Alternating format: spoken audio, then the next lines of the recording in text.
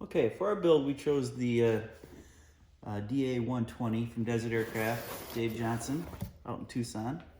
Great guy, amazing product. In my opinion, they're just an unbeatable engine for reliability, performance, all around, and they're pretty. All right, the first thing I do when I pull these things out of the box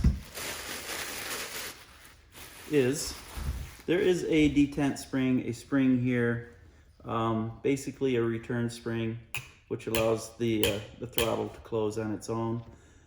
We run a throttle servo on these just like everybody else, so there's really no need to actually have it return on its own unless you have a failure, something like a linkage breaking or something like that, which is very uncommon on your throttle.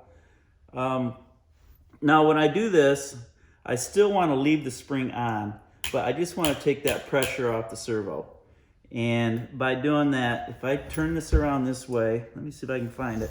There's actually a little hook on this spring. So right here is the little hook that is connected to the linkage. That is what controls the pressure to return the throttle back to closed. What I want to do is I want to unhook it right here. Take a little screwdriver, get underneath it, and unhook it. That should be enough if you can just get it to release all the way through. Bring it around, just like that. Then you're good to go. So after I remove that little hook on this linkage, on this throttle arm here, as you can see, I'm leaving the spring inside. I'm leaving it right there. That's all I'm gonna do with it. The reason for that is because since it's a spring, it's actually pushing out this way and it's applying a little bit of pressure. It keeps this whole mechanism here from vibrating around. When things vibrate, it starts to waller this opening up right here where that shaft goes into the carburetor housing. And when that happens, you're gonna form an air leak. The clearances will open up, and then you're gonna get an air leak. Then your tuning's gonna be off and you can't figure out what is going on. So you send it back into Dave and he's gonna say, hey, you need a new carburetor, because you cannot, they don't have a rebuild kit for the housing. They'll have to replace the whole housing. This takes a little bit of time to happen, but it does happen because of the vibration. So to prevent that, we will leave this spring right here, just as it is. And that little hook right here that was attached, wrapped around this, this arm. Just unhook that, make sure it's spun all the way around so there's no tension on the spring as far as that goes. But there is still tension here this way pushing out, which reduces the vibration so you don't have any issues in the long run. Okay, one thing I like to do prior to assembly is I like to close up, seal up the engine, make sure no particles, make sure no bolts or anything like that go into your engine. I've got some electric tape wrapped around the ports, closing everything off.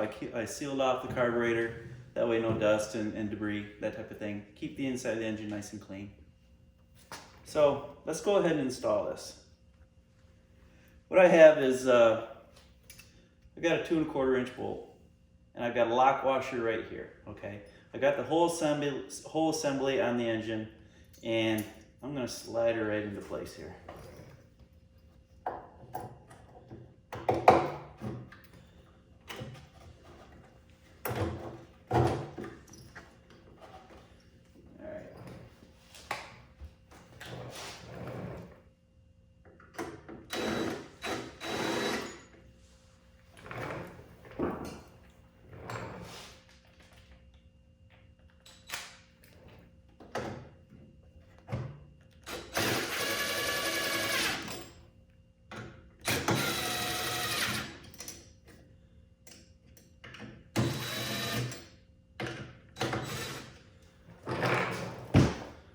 All right, you notice I'm using both spacers.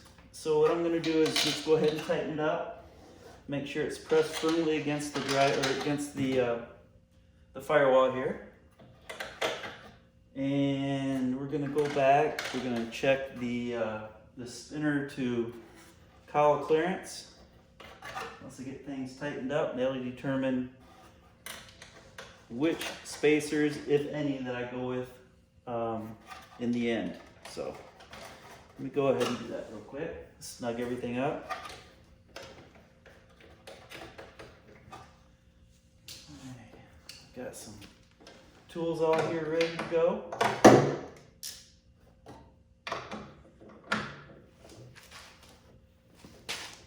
Go ahead and handle that, Jase. You up? Again, I'll just kind of snug it up.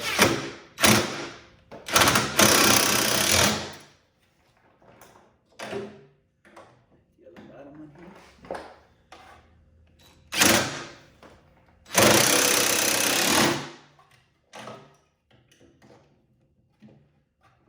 All set? Yep.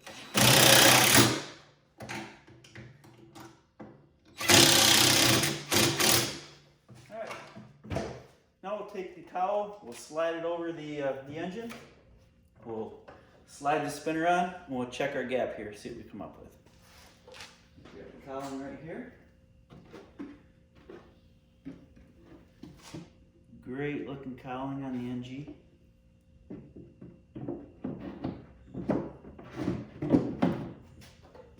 Alright, hold it right there, Jase. It helps to have a helper. If you don't have a helper, just go ahead and put a couple bolts in to hold it secure. Okay, we have both spacers in. That looks pretty darn good. I can live with that. That's beautiful. Okay, that's what we'll go ahead and go with then. We'll go with both spacers that come with the Blazing Star mount.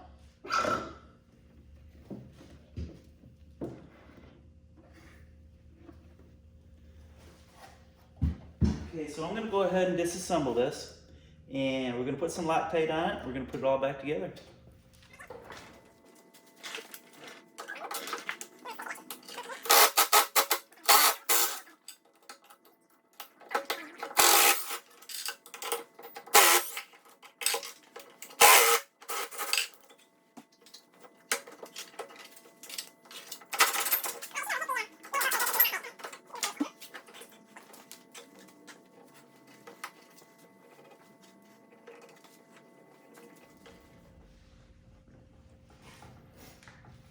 While he's doing that, let me talk about what I'm using here.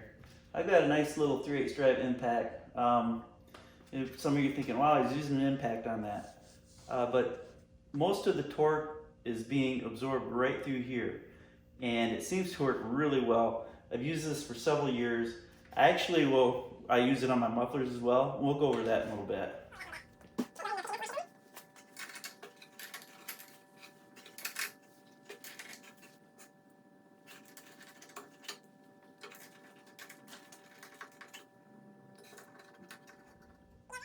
Again, we are using nylock bolts or nuts. I like to use Loctite along with them. It's just something I've always done, and it seems to work, which is why I do it. I used to do it when I was drag racing on all the parts, so I do the same with the airplanes. All right, you ready? Which one are you gonna hit? Sure.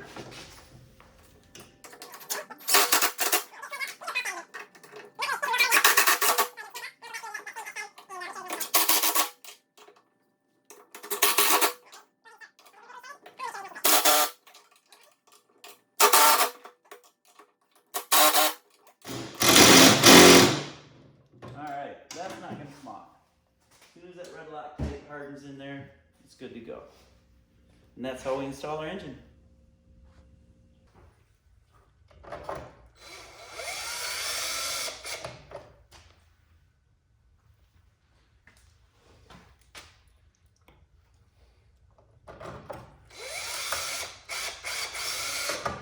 Okay, just like the previous servos, I'm going to go ahead and put every screw in to basically tap the hole, then pull everything back out, wick in some thin CA to harden the threads that were formed.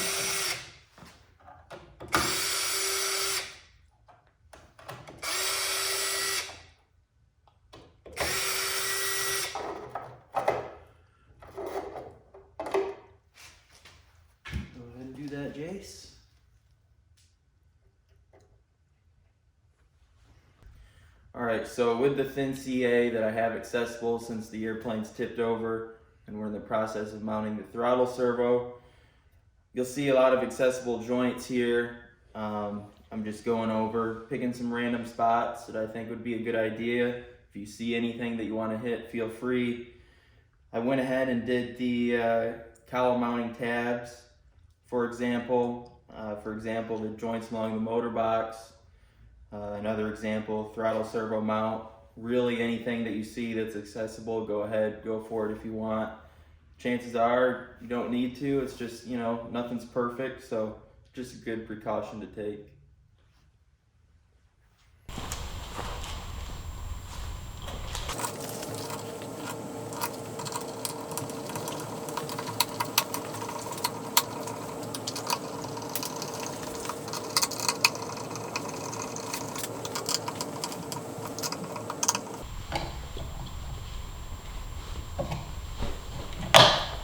All right, I'm going to go ahead and go over our linkage setup here for our throttle. For the throttle, I'm using a turnbuckle link exactly identical to what we're using on all our control surfaces. I like to use these. It's a 5-inch. This so happened to be a 5-inch. I tested a couple lengths, and this is the best geometry that works really well. It turned out to be a 5-inch. I'm using the plastic arm supplied with the HV 1250 MKS servo. There is hardly any torque needed to operate this throttle. We removed the spring, so it doesn't return closed or anything like that. So this would be full closed, full open, and with this smaller arm, it allows us to take full advantage of the resolution of this servo. In your endpoints, you're going to be almost max both directions, and that's what you want. All right, here's my handy dandy homemade template. I'm going to place it right on here like so. Okay, let's go ahead and tape it right to the fuselage. Go all the way around. We don't want this thing to move on us.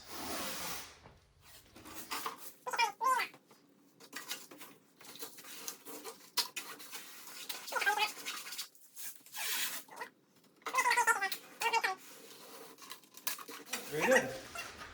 Okay, now that Jase has got that all taped on, I'm going to go ahead and lift this up just like that. Now I'm going to remove my mufflers.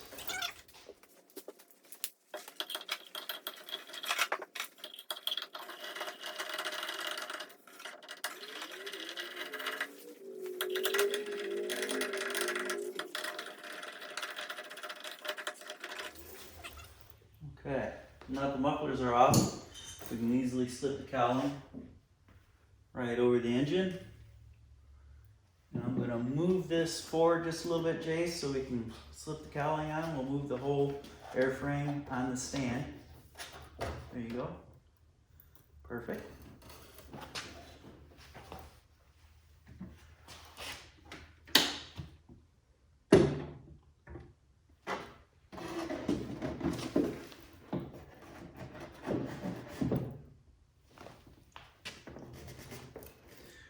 I'm going to have to notch that. Otherwise it won't lay flat and it'll be off.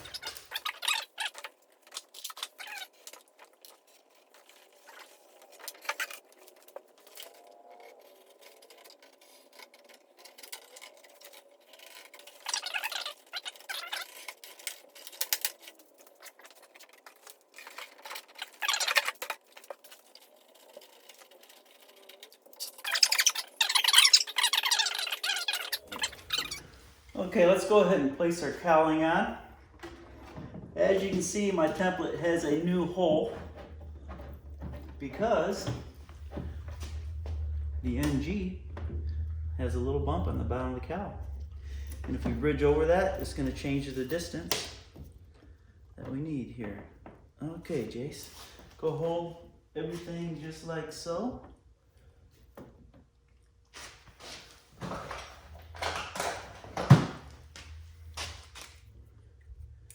Now, when you have your muffler on,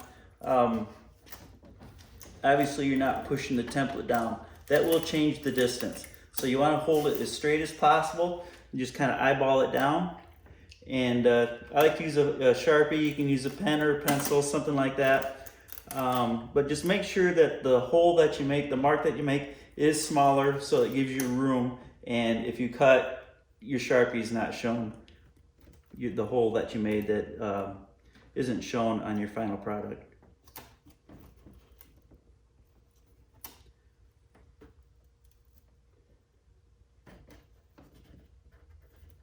There we go.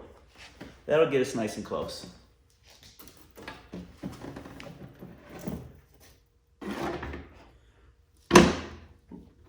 That's all we have right there. That gets us nice and close. Obviously, we're gonna put the mufflers back on, take cowling on and off, and remove a little bit as we go. And there'll be several trials and errors, of course, but that should do it. To install the mufflers, I usually use Loctite, and I'll use a little bit of high temp silicone and the gasket. So I'm going to go ahead and go through that process with you. The first thing you want to do while using the Loctite is you want to make sure everything is oil free. Loctite won't stick if there's oil on either end, either the bolt or the hole that you're threading into. The brand new bolts that are supplied, they have a little bit of oil on them, and you want to make sure you get that off.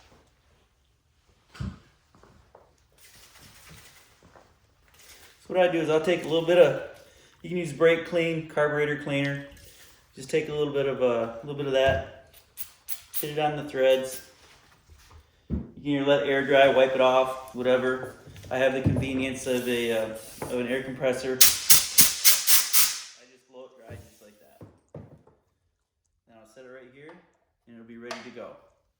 I'll do that on all 4 bolts.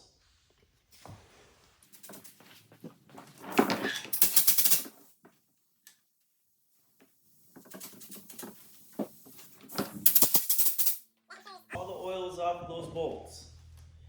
And if you're reusing a bolt, and if you have a little bit of silicone on there, and you're fortunate enough to have a bench grinder with a wire wheel, make sure you wire wheel that all clean and complete the process once again.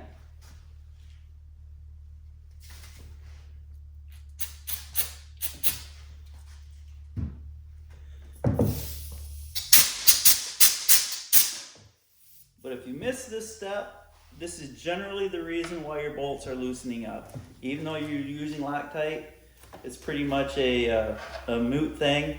If you have oil on there, that, like I said, the Loctite's not going to stick. The Loctite that I use is a high temp.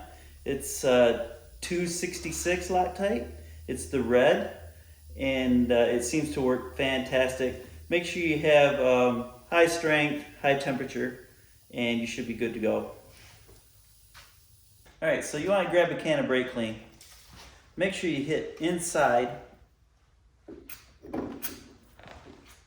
here, right there on your threads. You want to make sure you have all the oil out of there as well, just as we did with the bolts. Air dry it up, just like so. And that cleans everything out of there. I'm going to go ahead and hit the other port here.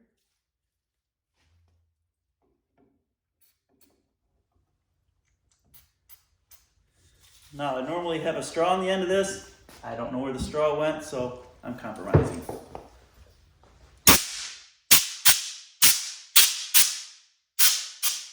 Quick blast of air, as clean as can be. Next, I'm going to move on to the gasket install. Grab yourself some high temp silicone.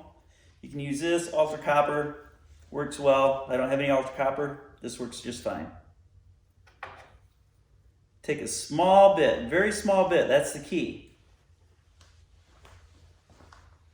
All you're doing is putting a very light film right around the port here. That's all you need to do.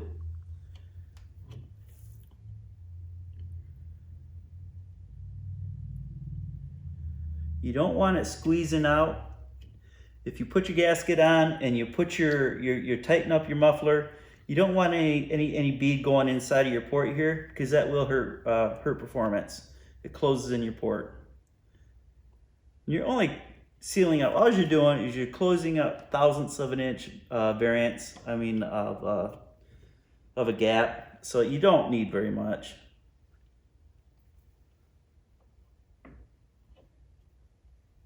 You could get away without using a little bit of silicone, but sometimes you'll form a leak that way.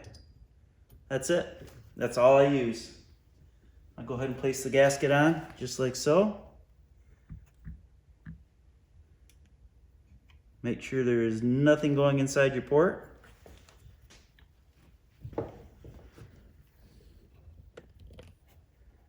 Just like that. That's all you need.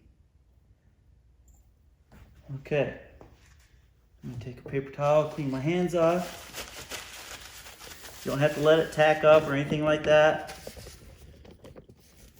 It'll do that on its own.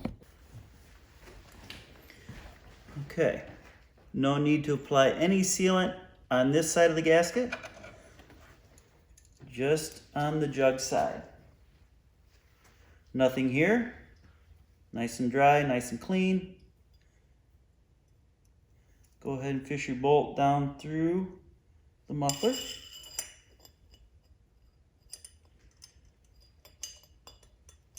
Again, the key to this is making sure everything is clean and oil free.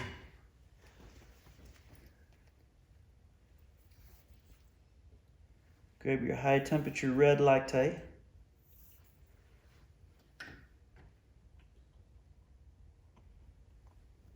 Put some on the threads just like that. Here you go.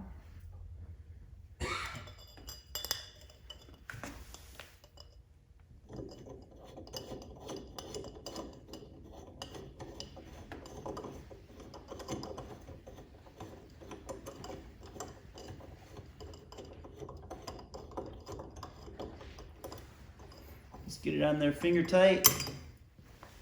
Pull your tool back out. Grab another bolt. Don't touch the threads. Again, you don't want any oil on them.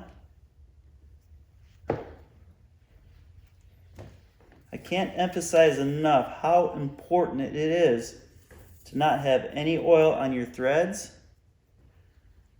or the threaded hole in your in the jug of your engine.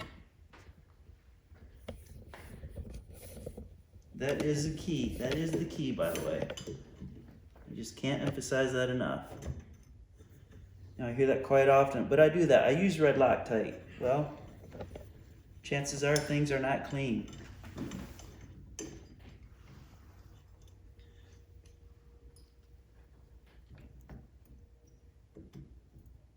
Make sure your gasket is lined up.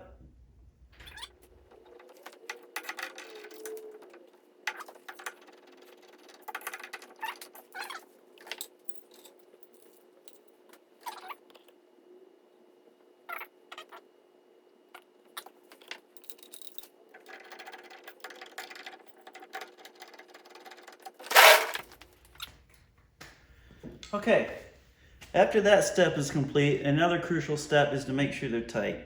And the best way I've found is to use my impact. Again, I want to tell you that a lot of the shock is absorbed through the ball link here, or through the ball driver here. You can actually be pretty aggressive with it.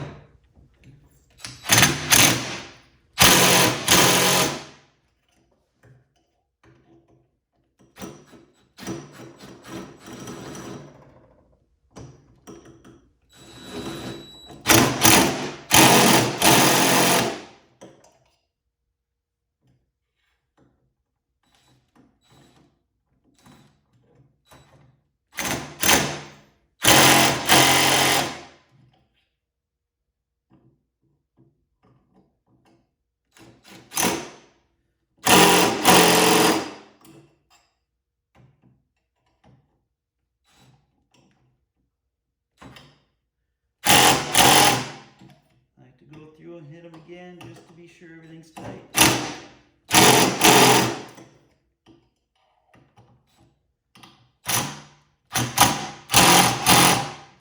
There we go. Everything's clean. Everything's Loctited on. They're tight.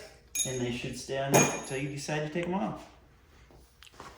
Okay, just to summarize, we need our bolts clean. We need the threaded hole clean in the jug. Make sure you put your high temp RTV on the engine side, jug side only. Place your gasket over that. Make sure your exhaust, your mufflers are clean, the flanges are clean. The key to this is keeping everything clean. Use your high temp red Loctite and make sure everything's nice and tight, and you should be good to go.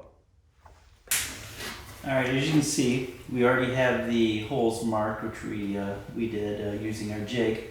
I'm going to go ahead and start cutting out the cowling, and I'm going to use my fancy little permagrit bit here that I have, and I'll just get to work on it.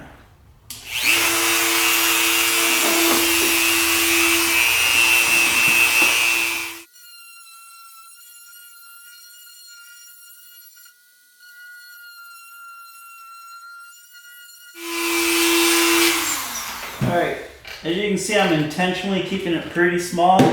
I haven't fit it yet. There's a chance I could be off center, and if my tube is over here, then I can cut it. But if I make it big, make it the exact same size and I'm off, then I didn't leave myself any room for correction. I'm going to go ahead and fit it on here and kind of get an idea where I'm at. When you're at this stage, you almost have to just think about where it's gonna finish. All right, you figure you've got that much gap here, so hopefully you've got the same here and here. What I'm doing is I'm making sure my orientation, I can see my tubes in there. It looks like I'm lined up, so everything looks like it's in line.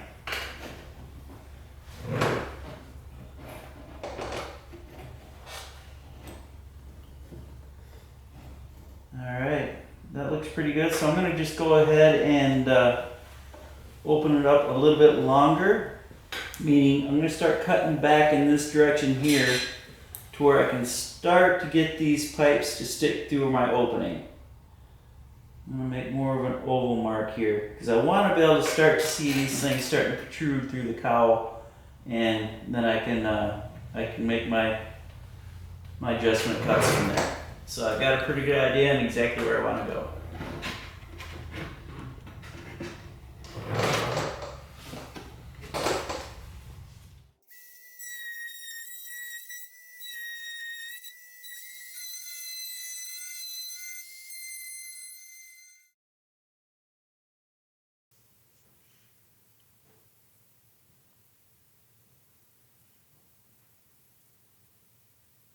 We'll pause and make note of a few things here. First of all, you can see that John and Jase, for managing temperatures during hot summertime flying, have added some additional cooling vents on the bottom of the cowl and the front of the fuselage here and here.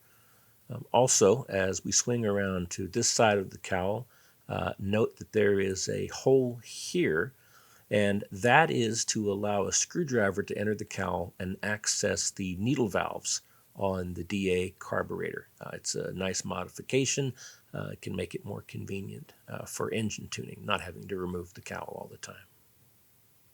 And finally, while we're looking at this area of the aircraft, we'll note that Jase and John do frequently trim the length of the exhaust tubes or stacks on their mufflers by up to an inch using a saw or pipe cutter.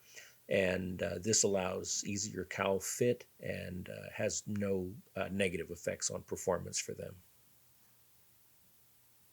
Alright, aileron servo setup is very important. If you are going to feel blowback during a flight, chances are it will be in the ailerons.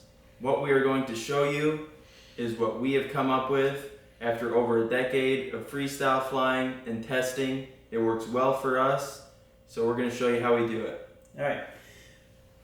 Two things that we want to work on here. One is you want to have the optimal throw, which on the down, this airplane's upside down, down will be 37 degrees, up will be 38 degrees. And the second one is optimal mechanical advantage, meaning our geometry, what works for us. We'll break in here and explain some things about the aileron setup Jase and John use because it may be a bit different than what you're used to. First, let's look at the results they achieve. Jase's airplanes roll like this.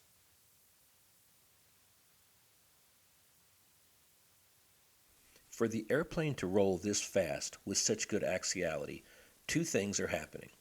One, the ailerons are at a precise throw which Jase and John have worked out to give the highest roll rate.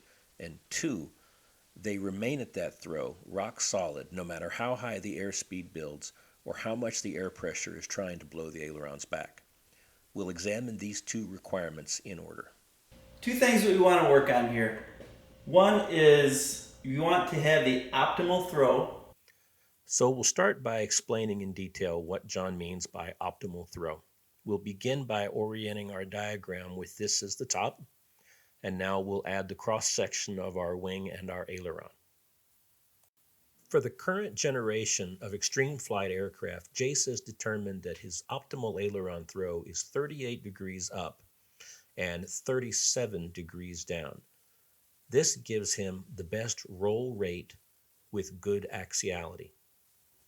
Because Jase has so much experience with our extreme flight aircraft, which all share similar wing designs, he and John now begin their tuning at these values, 38 degrees up and 37 degrees down, and they report that on all their current freestyle aircraft, they've elected to stay at exactly those values. 38 and 37 degrees is actually less throw than most people use on aerobatic 35% aircraft. But Jase and John have determined that using any more than 37 and 38 actually slows the airplane and slows the roll rate. The second one is optimal mechanical advantage. Jase and John's aileron setup differs from a common one, not because they use any special parts. They use the same 1.5-inch servo arm, which is recommended by Extreme Flight, but they take one extra step which causes a tremendous amount of additional work. A typical aileron setup on one of these Extreme Flight 35% aircraft uses a 1.5-inch servo arm with the ball link set into the 1.5-inch outermost position. This setup is entirely adequate for most flying styles and doesn't require any additional work. Simply set your desired control throw using endpoints on your radio and be done. What Jase and John do differently is they use the 1.25-inch hole location on their servo arms, a setup which is only barely possible. Even with servo travel absolutely maximized in the radio, it still requires absolute perfection in all of the other components, especially the length of the push rod, to be able to achieve the desired 38 and 37 degrees of throw. And this costs Jase and John a lot of extra time in their setup, but they report that it's absolutely worth it to avoid aileron blowback. All right, for a throw meter, I like to use the smartphone. The iPhone that I have works really well. You can get a lot of free apps and whatever works best for you, but this one is actually it just comes with the phone, and I found it to be quite useful. Go ahead and click it on the level, and as you can see, it's actually pretty cool. It's pretty accurate, but it's not too sensitive to where it can throw you off, and it seems to work really well. All right, the first thing we set up is the inboard linkage. This is our number 1, we have it labeled, and this is our number 2, and this will be our left wing. So it'll be left number 1, left number 2. So what we have is I went ahead and I already connected the linkage, and I've got the arm where it should be on the servo, and I like to use, this is my own preference, I'll run the bolt through this way, I'll put a washer on the outside of the horn, one on the inside in between the ball link, and then slide the ball link on, put another washer on the inside, and then another washer on the outside of the horn, and then the nut. So I'm actually sandwiching this this horn in between a couple of washers. So, and then once we have that set up and we're ready to go, we'll go ahead and set our sub trim We'll get it nice and straight here. I'll go off the leading or the tail edge of the wing. Make sure it's straight here, nice and flush on both sides. And then I'll use this phone, my fancy iPhone here, and I'll set it on the measurement. And I'll tap the screen, we'll zero this thing out. Right there. And then I'll have Jase go to the left, say. And what I'm looking for here is 38 degrees. So once we reach that point, I'll have him go ahead and hit neutral. And I'll have him go to the right. And then what we'll have is 37 degrees. So we have, like I said, 1 degree differential. Now, as you can see, this servo is all the way up. It's pretty much maxed out. We have a 1.5" arm here, and it's set in at the 1.25" hole. So we are taking maximum mechanical advantage of our servo, and we're actually able to get the throws that we desired, and we figured out that works best for the airframe. All right, when we have maximum performance of the airplane, it takes patience and trial and error on the turnbuckle link to get the desired control throws on the ailerons. That's right. Jase, go ahead and let me see left aileron. All right, if we're not at full left aileron where we need it, which is 38 degrees, and he's maxed out on his throw, his endpoint, I'll actually come in here and I'll turn the turnbuckle to where, with the meter on, with the phone on, to where I'm right at 38 degrees, okay? And that is where I know how to set my turnbuckle. And then I'll have him release it back up. I'll have him set his sub trim once again, and I'll have him check it. And then we'll check it, and we'll be at 38 degrees. And then, once we're at neutral once again, and he has his sub trim set, I'll have him go to the right. Okay, and then I'll check it again. And if we are not at the desired throw that we need, which is 37 down, I will adjust it. And we'll keep doing that until we have exactly what we want. All right, it takes a lot of time, patience, and work when setting up your aileron servo with a 1.5" arm at the 1.25 location. It would be a lot easier to use the outer hole, but that would not be taking full maximum mechanical advantage of the servo. Exactly. Yeah, I mean, I've seen guys with 2" arms out there. Yeah, it's easy to do. You can get the setup you want, but you're not taking full mechanical advantage of the servo, and you're just relying on the radio. You're dialing back your throws, and your servo's only moving so much. So this is the optimum way of doing it that we found. It works great, and we haven't had failures running it this way. All right, outboard aileron servo setup. This is definitely another area where patience really pays off. Exactly. So now that we have our inboard, number 1, we have it labeled. We're going to move out to the outboard, which is number 2. So the first thing you want to do, of course, is get the arm. You want to center your sub trim. Put your arm on to where you are close to 90 degrees. Okay, not exactly 90 degrees, as close as possible. Then, once that is set, of course, you're going to want to adjust your linkage pretty darn close to where this eyelet runs through your horn.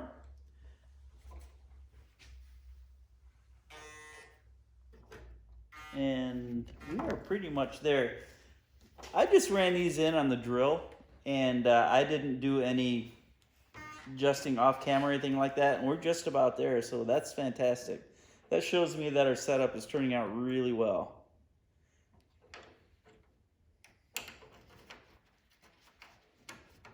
So I'm going to run this bolt through here,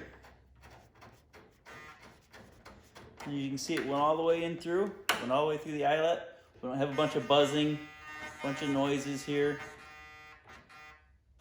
so we're good to go. We don't have any the servos aren't fighting each other. If you get to the point to where you're hearing this, then you got a problem, because you're going to get some binding, and you're going to get some draw from your battery, and you're going to get some heat, and things just aren't going to be working properly, and everything's not going to be happy. You can wear out servos very, very fast. So proper setup as far as that goes, is very important. So once you get that set, Jase's sub trim here is at 0. Am I right? Yep. Okay, so, which is okay. You can go, now the IX20 that he's using is moves your sub trim very minutely. So say he's at 40. We found out that being at 40 on your sub trim, like the DX18, will be equivalent to like 20 on your sub trim. We find it almost doubles it, so it's very precise. So I'm going to go ahead and pull this screw out, and we're going to set our throws. Again, we're matching that servo. We're trying to emulate exactly what this servo is doing. Extreme Flight is awesome enough to where they've got the geometry figured out. On the outside, we have a longer arm than on the inside. It's because of the thickness of the wing, and it compromises to where the geometry is correct. So always use the longer on the outside, the longer arm, and the shorter on the inside. That ensures that your geometry is going to be the same all the way through the travel to where your servos will not fight each other. Okay, Jase, go full. Let's go full right. All right. I disconnected this because we don't want any binding. We don't want to hurt the servos. All right, as you can see, we need a lot more travel. You see how long this is here? We're not lined up whatsoever. So go ahead and give me a bunch of travel, Jase.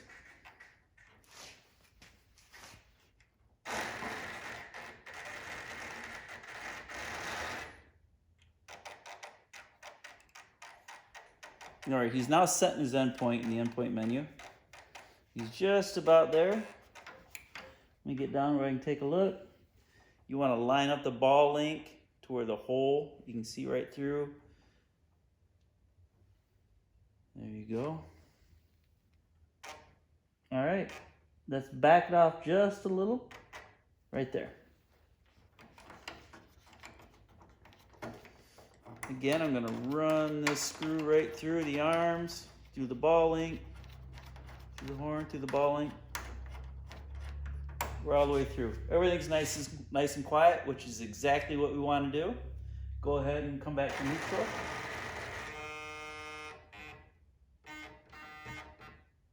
We're great. Everything's still nice and quiet.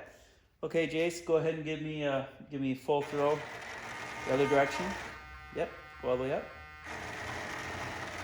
Perfect. All right, now, just because we are neutral here, we don't have any noise or anything like that, any sound, I'm gonna go ahead and grab my throw meter again.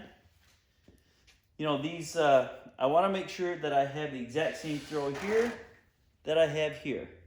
So I'm gonna put my throw meter, not only did I just check it here, but I'm also gonna check it out here on the near the tip as well. So let me go ahead and find that. Go ahead and go neutral, Jase. And I'm gonna zero that out. Okay, Jase. Let's see what we have. We're looking for 37 degrees. We're right on the money. That's perfect. Okay, go neutral. All right, the next we're gonna go up, which is left. Yep. Okay, I'm gonna totally pull this bolt right out because we don't want any binding. Okay, Jase, go full left.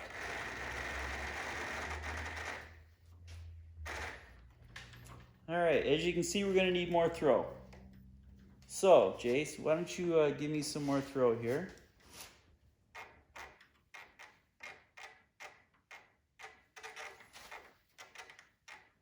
All right, keep going. A little more, right there. All right, that looks pretty good. Let's see what we've got. Yeah, the bolt slides right through nicely. All right, that's perfect. Okay, Jase, go ahead and neutral. Go neutral.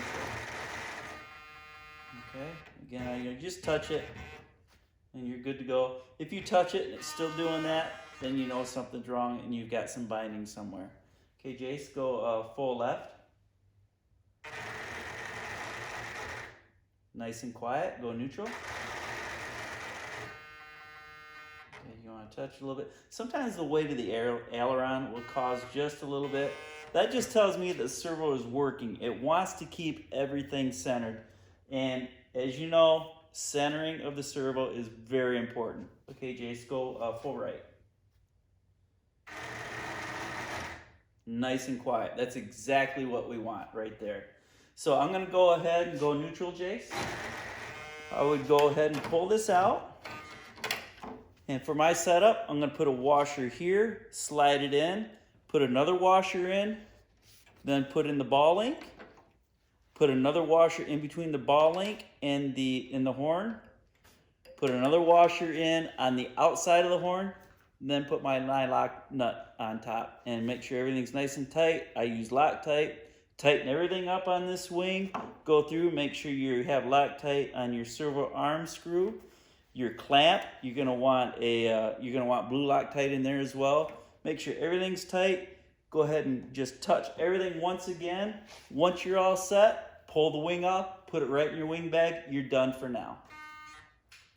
For our aileron setups, we use 3-point servo setup, neutral, full one way, full the other way. You may be asking why only 3 points, and the reason being is the geometry is set up very well on the extreme flight aerobatic aircraft that we fly, and so 3-point setup works very well for us. Exactly. That's where the 2 different length horns comes into play right there. Okay, the other end of our duplex connector, our duplex servo. Go ahead and install, these are actually pre-cut from the factory, which is really nice. I just slide it right in here, right inside the fuse. Put a couple bolts in here and you're good to go. On all of mine, I like the notch to be down. That way we know which way they are. Okay, I'm gonna go ahead and install the rudder servo. And before I cut the opening, I wanna make sure that the covering is adhered nice and tight to the structure of the fuselage. Because if I went ahead and I cut that opening right here and then shrank it, the covering will actually shrink back and it'll expose the wood. So I'm gonna make sure it's nice and tight and it's stuck really well. And then I'm gonna go ahead and cut that out. Okay, to cut that opening, I'm gonna go ahead and turn on my soldering iron. I found the sweet spot to be right at 650 degrees. If you go much hotter than that, then it's too much heat and it'll really melt that covering, and that's not what we want. So we'll let it power up to 650 degrees.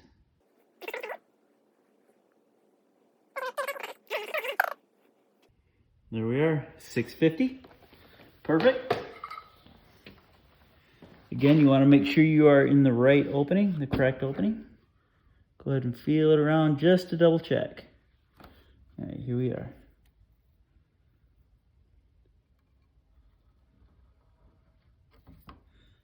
Doing this makes a nice clean cut.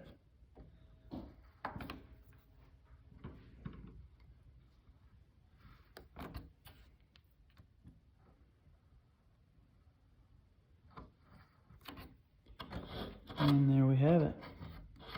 A perfect servo cut. Okay, I want to show you what we do with our rudder hinge wire. Of course, we have to assemble the rudder, get it in the hinges, get it lined up, slide the wire right in through the top of the top of the rudder. It should line up pretty well. If it doesn't, you can always put your finger inside and just kind of guide the wire down through the hinge.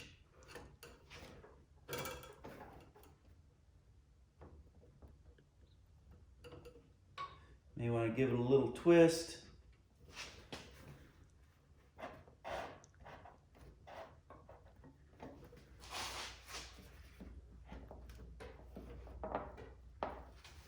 If you've got a little screwdriver, you could use that too. Get your finger in there. Just kind of guide it through. There we go.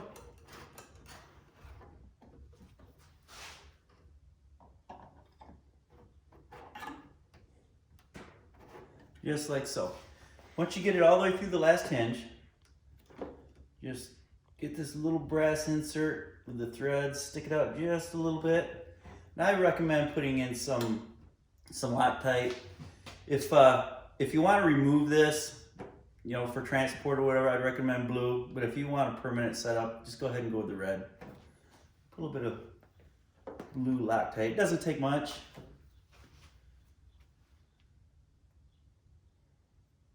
Very little, perfect. That's all it takes right there. Go ahead and grab your screwdriver, push it down and through.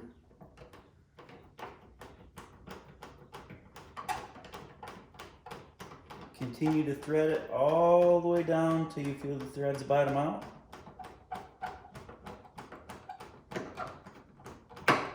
Just like that.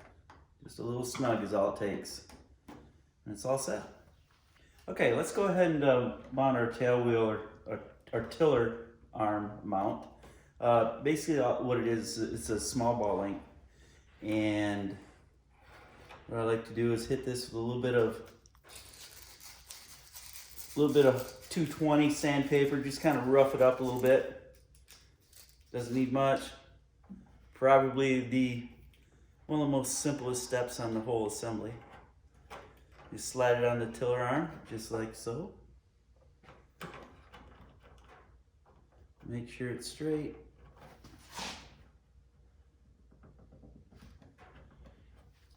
And the first thing I do is I'll take a little bit of thin CA. I'll just wick it in there.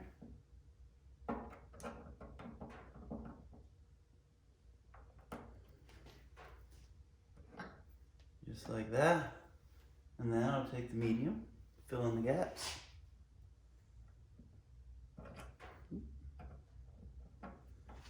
Alright, if you get a little bit on there, that's fine. You can wipe it off. Get a little bit of debonder, clean it right up. And that's pretty much it. As you can see, it's in there right now. It's not going to come out. Good to go.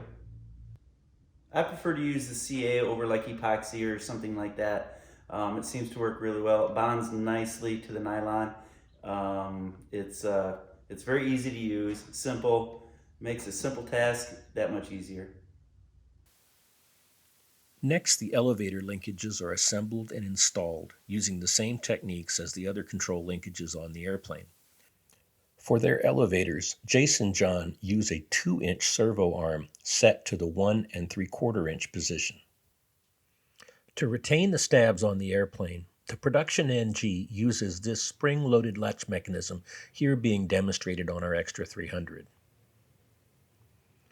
The production Extra NG also uses this 6-point canopy latching system featuring carbon fiber latches and 6 points for durability.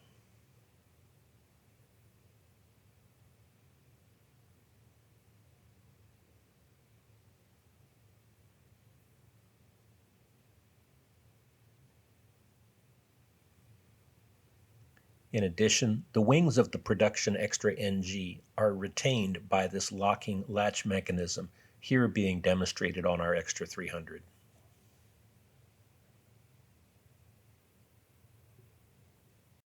For his setups, Jase prefers absolute maximum elevator throw, a bevel-to-bevel setup, meaning that the elevators travel as far as possible until interference from the linkage or the hinge line prevents any more motion.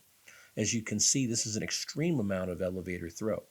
Now we should note that this is appropriate for Jase's freestyle flying, but it may not be appropriate for everyone's desired flying style. Also, Jase uses only one control rate. He flies on high rates all the time. This is necessary in his freestyle routines because he chains together so many different kinds of maneuvers so quickly, he finds it impractical to constantly be flipping between rates. However, this is a skill he's built up over years and years of freestyle flying, and being smooth and precise while flying on high rates is very difficult and takes a lot of practice. For those of us who are more average pilots, it's still a good idea to have an elevator low rate of approximately 10 degrees up and 10 degrees down for smooth precision maneuvers and especially for smooth landings. For his rudder, Jase uses a 2-inch arm set at the 1 3/4 inch position. We'll go into a deeper discussion of tail control throws in the third section of this presentation. This concludes Section 2. In Sections 1 and 2 of this presentation, we followed as Jase and John assembled a 104-inch Extreme Flight Extra NG. To cover the remaining topics, in Section 3, we'll switch to Jase's championship-winning 104-inch Extreme Flight LASER EXP.